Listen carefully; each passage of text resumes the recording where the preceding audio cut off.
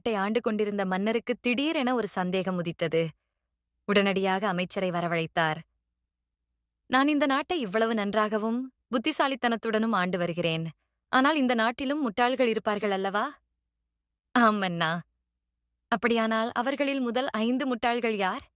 அவர்களை தேடிக் கண்டுபிடித்து கூட்டிக் கொண்டு வருவது உம் பொறுப்பு, என்றார். அமைச்சருக்கு ஒன்றுமே புரியவில்லை. புத்திசாலியைக் கொண்டு வரச் சொன்னால் ஏதாவது போட்டி வைத்து வெற்றியாளரைக் கொண்டு வரலாம். முட்டாளைக் கொண்டு வரச் சொன்னால் என்ன செய்வது சொன்னது மன்னராயிற்றே. சரி மன்னா, என்று ஒத்துக்கொண்டார்.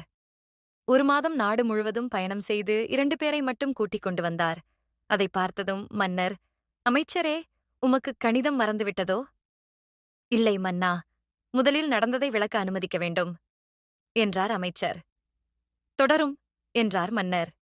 மன்னா, நான் நாடு முழுவதும் சுற்றும்போது இவன் மாட்டு வண்டியின் மேல் அமர்ந்து கொண்டு தன் துணி மூட்டையை தலைமேல் வைத்து பயணம் செய்து கொண்டிருந்தான். ஏன் அவ்வாறு செய்கிறாய்?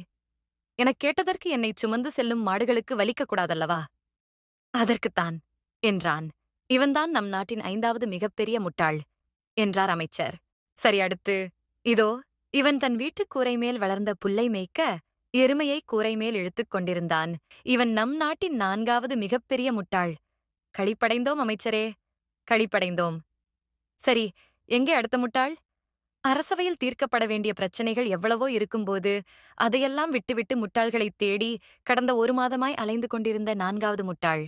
மன்னருக்குச் சிரிப்பு தாங்கவில்லை. விழுந்து சிரித்தார். பின்னர் அடுத்தது என்றார்.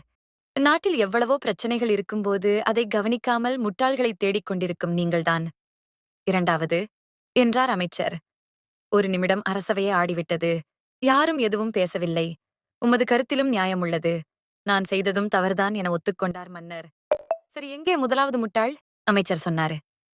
மன்னா, அலுவலகத்திலும் வீட்டிலும் எவ்வளவோ வேலைகள் இருந்தாலும் அதையெல்லாம் விட்டுவிட்டு ஃபேஸ்புக்கே குடியேன் வாழ்ந்து இந்த மொக்கையான கதைக்கு வந்து நாட்டின் மிகப்பெரிய முட்டாள் யார் என்று தேடிப் படித்துக் கொண்டிருக்கிறாரே, இவர்தான் அந்த முதல் முட்டாள்.